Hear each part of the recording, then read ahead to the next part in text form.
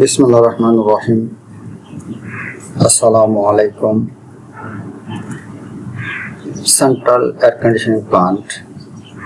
আজকের বিষয় হলো সেন্ট্রাল এয়ার কন্ডিশনিং প্লান্ট চালু করার ধারাবাহিক ধাপসমূহ। Central air conditioning plant start up procedure.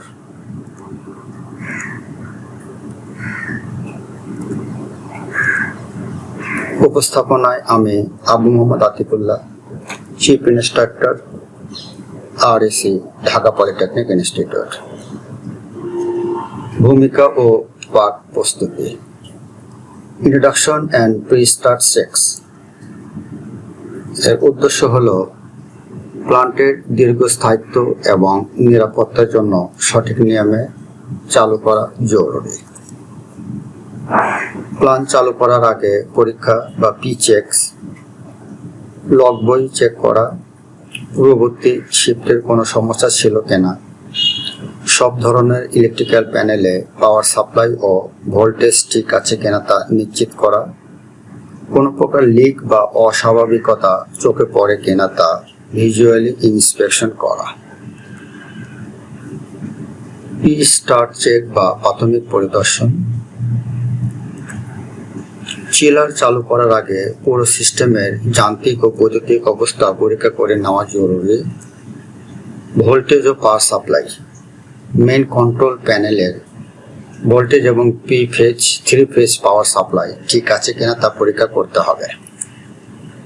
ক্র্যাঙ্কেজ heater.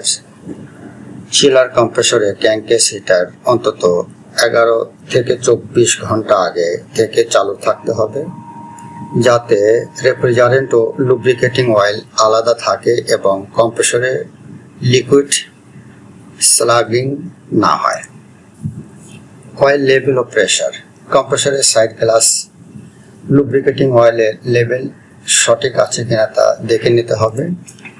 Valve position. Water লাইনের সব প্রয়োজনীয় আইসোলেশন ভালভ খোলা এবং বাইপাস ভালভ বন্ধ আছে কিনা তা নিশ্চিত করতে হবে।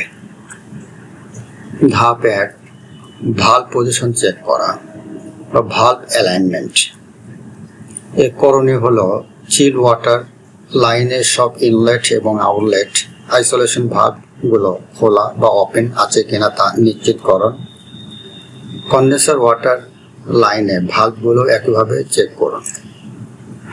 আর এর সাবধানতা বা সতর্কতা হলো ভালভ বন্ধ থাকলে লাইনে অতিরিক্ত প্রেসার তৈরি হয়ে বড় দুর্ঘটনা ঘটতে পারে। ওয়াটার সার্কুলেশন পাম্প চালু করা। চিলার ইউনিট চালু করার আগে অবশ্যই পানি সচল বা ওয়াটার ফ্লো নিশ্চিত করতে হবে। Condenser water pump. প্রথমে কন্ডেন্সার ওয়াটার পাম্প চালু করুন, যা চিলারের কন্ডেন্সার থেকে তাপ কুলিং টাওয়ারে নিয়ে যায়। চিল ওয়াটার পাম্প। এরপর চিল ওয়াটার পাম্প চালু করুন। এটি বিল্ডিং এর AHU বা এয়ার হ্যান্ডলিং ইউনিট বা FCU বা ফ্যান কয়েল ইউনিট থেকে গরম পানি চিলারে নিয়ে আসে। Flow switch checking. 2 লাইনের পানির প্রবাহ বা ফ্লো ঠিক আছে কিনা এবং প্যানেলে ফ্লো সুইচের সিগন্যাল এসেছে কিনা তা নিশ্চিত করুন। পানি প্রবাহ ছাড়া চিলার চালু করলে ইভাপোরেটর পাইপ জমে ফেটে যেতে পারে। ধাপ 2 এর কুলিং টাওয়ার ফ্যান চালু করা বা কুলিং টাওয়ার স্টার্ট আপ। এর করণীয় হলো কুলিং টাওয়ারের বেসিনে পানির লেভেল বা ওয়াটার লেভেল সঠিক আছে কিনা তা পরীক্ষা করুন। মেকআপ ওয়াটার ভালভ সচল আছে কিনা তা দেখুন। কুলিং টাওয়ার ফ্যান চালু করুন যাতে কন্ডেন্সার পানির তাপমাত্রা নিয়ন্ত্রণে থাকে। কুলিং টাওয়ার চালু করুন। কন্ডেন্সার ওয়াটার পাম্প চালু করার পর কুলিং টাওয়ারের ফ্যান চালু করুন। কুলিং টাওয়ারের পানির লেভেল এবং মেকআপ ওয়াটার লাইন ঠিকঠাক কাজ করছে কিনা তা দেখে নিন, যাতে কন্ডেন্সারে পর্যাপ্ত ঠান্ডা পানি সরবরাহ নিশ্চিত হয়। ধাপ 3, পাম্পসমূহ চালু করা বা স্টার্টিং দ্য পাম্পস। ধারাবাহিকতা হলো কন্ডেন্সার ওয়াটার পাম্প বা CWP। প্রথমে এটি চালু করুন। চিলারের কন্ডেন্সারে পানি প্রবাহ নিশ্চিত করুন এবং প্রেসারকে চেক করুন। চিল ওয়াটার পাম্প বা CHWP এরপর এই পাম্পটি চালু করুন, যা পুরো ভবনে ঠান্ডা পানি সার্কুলেট করবে। উভয় পাম্পের ওয়াটার ফ্লো সুইচ কাজ করছে কিনা তা নিশ্চিত হওয়া জরুরি। এয়ার হ্যান্ডলিং ইউনিট বা AHU চালু করা। চিলার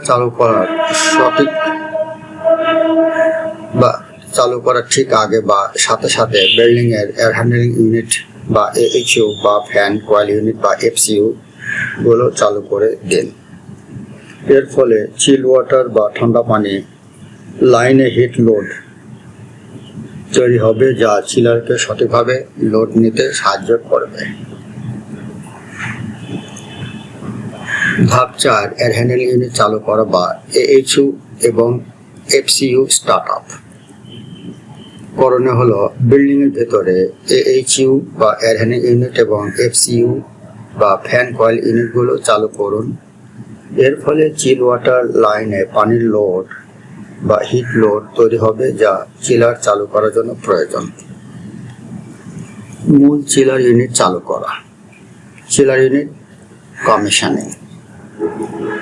সব পাম্প এবং ফ্যান সঠিকভাবে চলার পর এবং পানির প্রবাহ নিশ্চিত হওয়ার পর চিলার চালু করার পালা। চিলারের মেইন কন্ট্রোল প্যানেল অন করুন। ইন্টারলক সিগন্যালগুলো যেমন পাম্প, কুলিং টাওয়ার এবং ফ্লো সুইচের সিগন্যাল প্যানেলে ওকে দেখাচ্ছে কিনা তা চেক করুন। এবার চিলারের স্টার্ট বা রান সুইচ চাপুন। মাইক্রোপ্রসেসর কন্ট্রোলার প্রথমে সিস্টেমের প্রেসার ও তাপমাত্রা যাচাই করবে এবং একটি নির্দিষ্ট টাইম দিলে এরপর কম্প্রেসর চালু করবে। মাল্টি কম্প্রেসর চিলার হলে একটার পর একটা কম্প্রেসর চালু হবে। ধাপ 5, চিলার কন্ট্রোল প্যানেল ও অয়েল হিটার চেক। করণীয় হলো chiller main control panel on করুন এবং কোনো ফল্ট বা অ্যালার্ম আছে কিনা তা স্ক্রিনে দেখুন। নিশ্চিত করুন যে ক্র্যাঙ্ককেস অয়েল হিটার চিলার চালুর অন্তত 12 থেকে 24 ঘন্টা আগে থেকে অন ছিল, যাতে রেফ্রিজারেন্ট ও অয়েল আলাদা থাকে। রানিং কন্ডিশন পর্যবেক্ষণ। Post start monitoring. চিলার চালু হওয়ার পর অন্তত 15 থেকে 30 মিনিট সিস্টেমের প্যারামিটারগুলো নিবিড়ভাবে পর্যবেক্ষণ করুন। লুব্রিকেটিং অয়েল প্রেসার ও টেম্পারেচার। অয়েলের চাপ ও তাপমাত্রা স্বাভাবিক সীমার মধ্যে আছে কিনা। রেফ্রিজারেন্ট প্রেসার, সাকশন প্রেসার বা লো প্রেসার এবং ডিসচার্জ প্রেসার বা হাই প্রেসার রিডিং চেক করুন।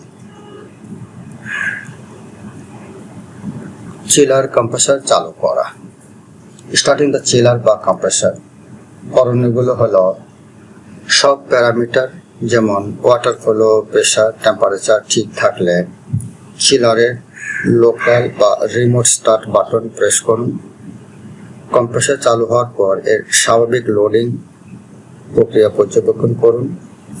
কোনো অস্বাভাবিক শব্দ বা কম্পন বা ভাইব্রেশন হচ্ছে কিনা তা কান পেতে শুনুন। এইগুলো হচ্ছে ধাপ 6। রানিং কন্ডিশন পর্যবেক্ষণ। এর মধ্যে আরো আছে পানির তাপমাত্রা বা চিল ওয়াটার ইনলেট ও আউটলেট তাপমাত্রা এবং কন্ডেন্সার ওয়াটার ইনলেট ও আউটলেট তাপমাত্রা লক্ষ্য করুন। যেমন চিল ওয়াটার আউটলেট সাধারণত 7 ডিগ্রি সেলসিয়াস বা তাপমাত্রা সেট অনুযায়ী নামছে কিনা এবং অ্যাম্পিয়ার কম্প্রেসর মোটর অতিরিক্ত কারেন্ট বা অ্যাম্পস নিচ্ছে কিনা তা প্যানেলে দেখে নিন। ধাপ হচ্ছে 7, রানিং প্যারামিটার পর্যবেক্ষণ। আরো কিছু ধাপ আছে। চিলার চালু হওয়ার 10 থেকে 15 মিনিট পর নিচের রিডিংগুলো লগ বইয়ে নোট করুন।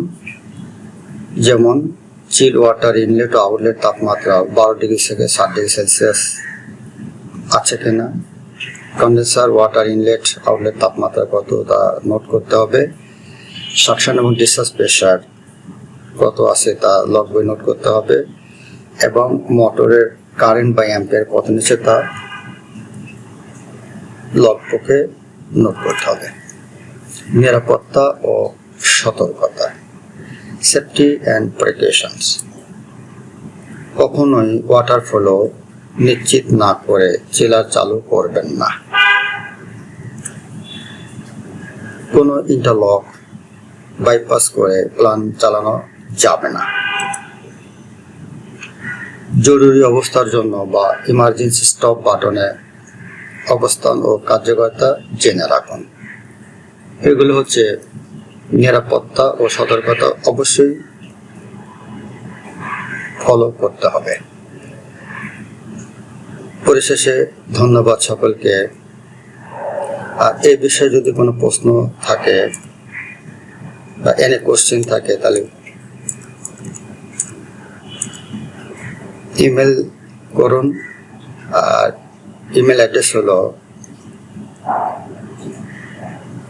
বিষয়টি পুনঃ দেখতে ইউটিউব লিঙ্ক হলো